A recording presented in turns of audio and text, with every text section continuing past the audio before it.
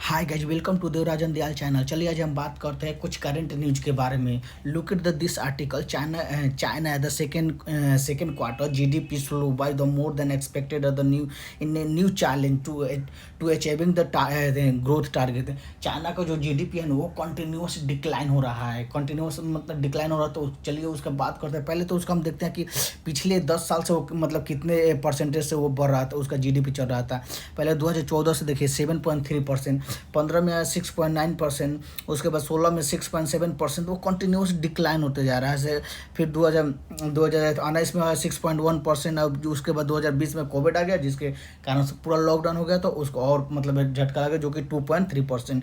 अब बात करते हैं कि उसके बाद 21 में थोड़ा सा खुला फ्री मिला, उसके बाद एक बार बूम किया 8.1%। उसके बाद कंटिन्यूस 3.3% के हिसाब से, 5% के हिसाब से, और 5% से भी कम हो गया, उसका कंटिन्यूस डिक्लाइन होते जा रहा है। एक्चुअली चाइना का जीडीपी का डिक्लाइन हो रहा है, इसका मेन कारण क्या है, हमें एक एक करके बात करते हैं। पहला तो है डेमोग्राफिक चेंज हो रहा है। डेमोग्राफिक चेंज होता है ना, उसका पॉपुलेशन में चेंज आ रहा है। पॉपुलेशन चेंज होता है, जैसे कि एजिंग पॉपुलेशन होता है। एजिंग पॉपुलेशन हो गया कि जैसे कि 50 साल से ऊपर लोग हो जाते हैं ना, उनको हम एजिंग पॉपुलेशन बोलते हैं। जैसे कि वो लोग काम करने के उतना प्रोडक्टिविटी नहीं रखते हैं, लोग उतना जो काम करके देना चाहिए वो उतना प्रोडक्टिविटी नहीं रखते हैं।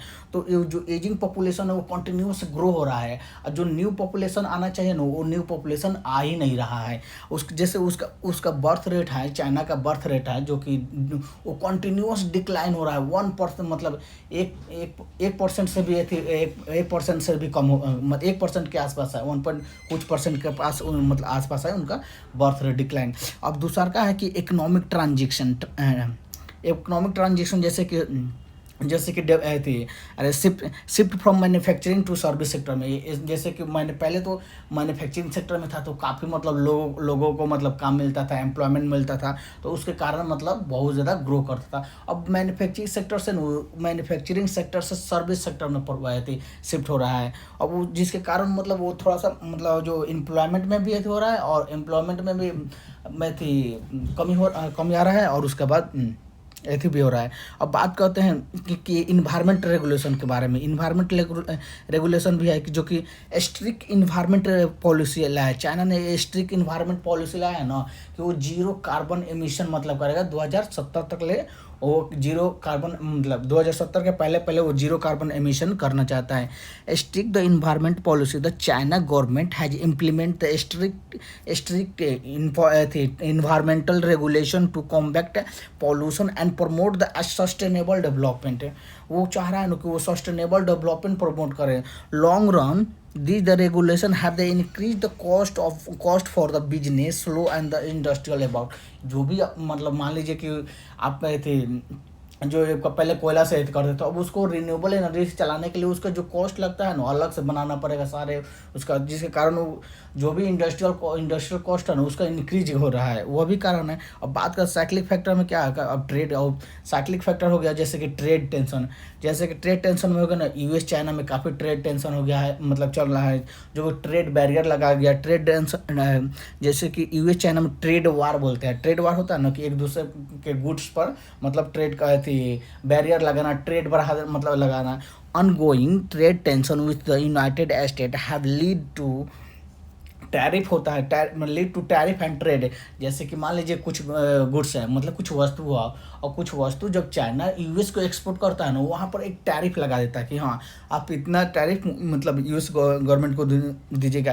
Tariff and trade barrier, tariff भी लगा देगा और रिस्ट्रिक्ट कर देगा कि नहीं इतना से ज़्यादा आप एक्सपोर्ट नहीं कर सकते हैं, जिसके कारण मतलब चाइना के एक्सपोर्ट पर इम्पैक्ट पड़ता है। ठीक है, अब बात करते हैं कि उसका ग्लोबल इकोनॉमिक स्लो डाउन। अब ग्लोबल भी इकोनॉमिक स्लो डाउन है, जो कि पूरे वर्ल्ड में ग्लोबल इकोनॉमिक स्लो डाउन है, क्योंकि थी वार के चलते, मतलब जैसे कि हो गया कि रसिया यूक्रेन वार, थी इजराइल हमास वार, जो कि काफ़ी टेंशन हो रहा है, और ग्लोबल स्लो डाउन है, उसके कारण भी मतलब उसका मतलब जो उसके कारण भी उसका जो एक्सपोर्ट नहीं हो पा रहा था, तो उसका ग्रोथ इकोनॉमिक में ग्रोथ नहीं आ रहा है। इकोनॉमिक में ग्रोथ नहीं आ रहा है तो ऑटोमेटिक आगे डिक्लाइन आएगा तो अनएम्प्लॉयमेंट होगा तो इंटरनल इशू में होगा तो ऑटोमेटिक है कि कुछ ना कुछ एक्शन लेगा।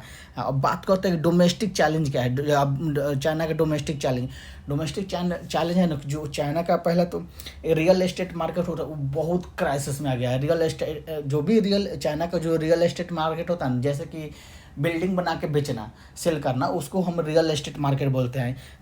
मतलब चाइना के जो रियल एस्टेट मार्केट का बहुत ज़्यादा कोलैप्स हो गया है कि मान लीजिए पहले जो जिस प्रॉपर्टी का दाम थी 1 करोड़ था ना, वो प्रॉपर्टी का दाम डिक्लाइन होकर 60 लाख 80 लाख इसमें आ गया है, जिसका उसका पूरा प्रॉपर्टी ही मतलब कोलैप्स कर गया है, जिसके कारण मतलब मेन तो जिसके कारण इकोनॉमिक में स्लो डाउन आ गया है।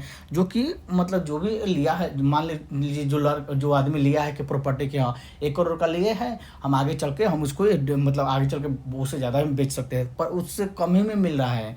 जिस कारण वो भी कारण है कि प्रॉपर्टी जो रियल एस्टेट बिजनेस थी मार्केट का इशू भी है, और रेगुलेटरी क्रैकडाउन है। अब बात करते हैं जब कोविड हुआ था, चाइना में आया था, तो उसमें स्ट्रिक्ट एक्शन लिया था कि रेगुलेटरी जो भी क्रैकडाउन किया था कि हाँ कि ये मतलब किसी देश को मतलब कंट्री को एक्सपोर्ट नहीं करेंगे, ये मतलब एक्सपोर्ट नहीं करेंगे, मतलब एक दूसरे के इंटरनल इसमें, जैसे tax sector regulation, the China government has implement the regulatory crackdown on the tech sector होता है, aiming the addressing issues such as the anti-competitive and the practice the data security। जैसे कि मान लीजिए कि चाइना का कोई कंपनी है, अब वो कंपनी जैसे टिकटॉक था भाई, चाइना का ही ऐप है, तो वहाँ से उस मतलब जो उसमें डाटा का थी था ना, उसी में डाटा का इशू था जो सिक्योरिटी के रिलेटेड था, उसके कारण वो टिकटॉक को इंडिया बैन कर दिया, और भी मतलब कुछ टेंशन के कारण बैन कर दिया। जैसे 5G का कंपोनेंट है, तो 5G का कंपोनेंट है ना, जो कोई और देश चाइना किसी कंट्री को सप्लाई करता है, तो वो कंट्री लगता है ना कि नहीं, इस कंपोनेंट से हमारा डाटा लीक कर रहा है और चाइना के पास जा रहा है, यह भी है नहीं कर। अब बात करते हैं कोविड-19 पैंडेमिक के इकोनॉमिक डिसरप्शन, जो कि कोविड-19 पैंडेमिक आया था ना, जिसमें इकोनॉमिक बहुत ज़्यादा डिसरप्ट हो गया था, उसके कारण भी उसका उसके कारण भी उसका GDP स्लो मतलब कहते डिक्लाइन कर रहा है, क्योंकि the covid pandemic has the cause the significant economic disruption.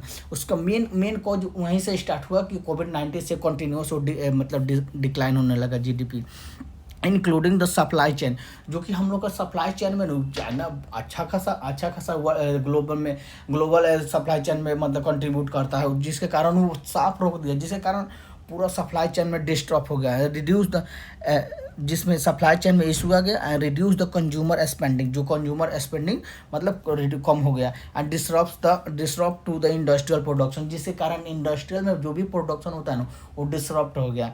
अब बात करते हैं कि पॉलिसी रिस्पॉन्स का, चाइना का कुछ पॉलिसी रिस्पॉन्स का भी, मॉनेटरी पॉलिसी का भी और फिजिकल पॉलिसी की भी बात करते हैं।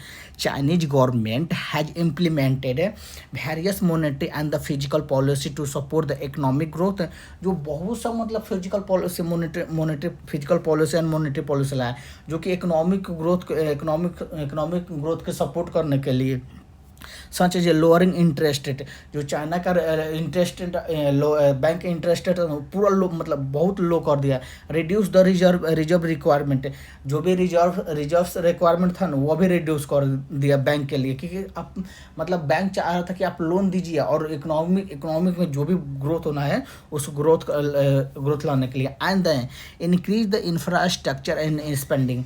चाइना अपने लेवल पर बहुत से ज़्यादा इंक्रीज किया, मतलब जो भी इंफ्रास्ट्रक्चर एक्सपेंडिंग ना उसको बहुत ज़्यादा इंक्रीज किया, फिर भी मतलब अभी उसका जो नहीं बढ़ पाया, अभी भी नहीं, जो ग्रोथ नहीं बढ़ पा रहा है, वो कंटिन्यूस डिक्लाइन होता जा रहा है।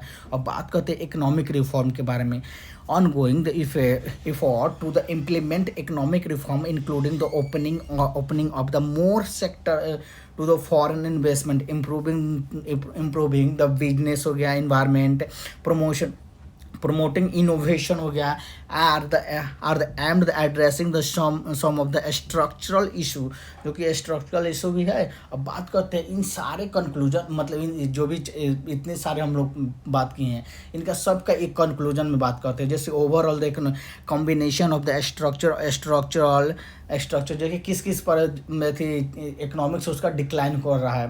पहले तो आपके बता दें कि डेमोग्राफिक चेंज के कारण, इकोनॉमिक ट्रांजिशन के कारण, एक्सटर्नल ट्रेड प्रेशर के कारण, एंड डोमेस्टिक चैलेंज भी है, जिसकी रियल एस्टेट का मतलब चैलेंज है, और भी चाहे ग्लोबल इकोनॉमिक स्लो डाउन है, जो इन्वायरमेंटल है, इकोनॉमिक ट्रांजिशन है, वो challenge, real estate domestic challenge होगा, real estate and the policy adjustment.